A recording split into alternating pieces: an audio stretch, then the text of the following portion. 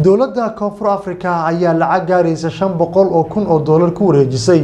dowladda Soomaaliya si loogu caawiyo dadka barakacayaasha ay dhibaatadu haysato. Maxamed Cusmaan Daahiye ayaa warkan faahfaahinaya. wareejinta deeq lacageed oo gaaraysay 500,000 oo dollar oo ay dawladda Koonfur Afrika ugu talagashay dawladda Soomaaliya ayaa waxa goobjoog ka ahaa wasiir ku-xigeenka wasaaradda arrimaha bini'aadanimada iyo maareynta masiibooyinka ee dawladda federaalka Soomaaliya ahna kusimaha wasiirka wasaaraddaasi safiirka arrimaha bini'aadanimada ee dawladda Koonfur Afrika Ambassador Seleka madaxa WFP ee Soomaaliya Mr Laurent Bukari wasiiru dawlaha xafiiska ra'iisul wasaaraha xogayaha joogtada ee wasaaradda arrimaha bini'aadanimada iyo mas'uuliyiin kale deeqdan lacageed oo loogu talagalay qaxootiga Soomaaliyeed ayuu sheegay Ambassador Seleka in nolosha qaxooti fara badan ay wax ka bedelayso isla mar ahaantaana South Africa ay garab taagan tahay Soomaaliya inay ka caawiso dhanka qaxootiga iyo wax walba oo dawladda South Africa u qaban karto dawladda Soomaaliya waa kan wasiirka arrimaha bini'aadanimada oo ka hadlayana waa maasantiin bismillaahir rahmaanir rahiim ugu horeyn Ambassador Seleka agaasimaha arrimaha gargaarka واحد حريرك دبد سفارة ساوث أفريقيا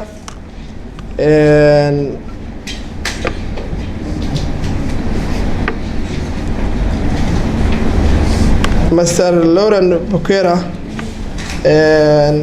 كونتر دايركتور كالصوماليا هيئة WFP وزير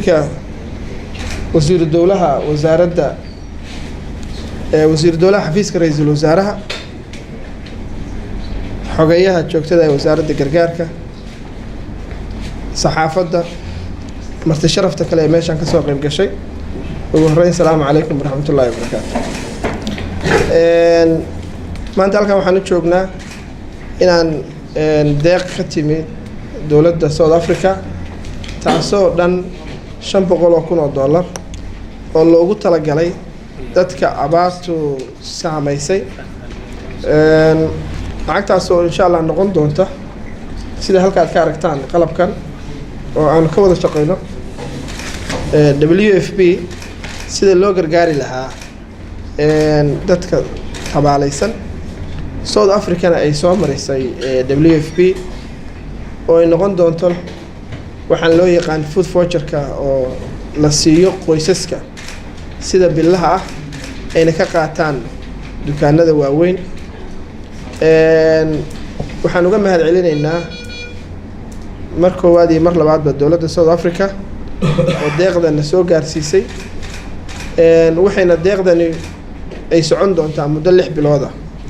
6 bilood oo la siin doono qoysaskii danyarta ahaa ee abaartu saameysay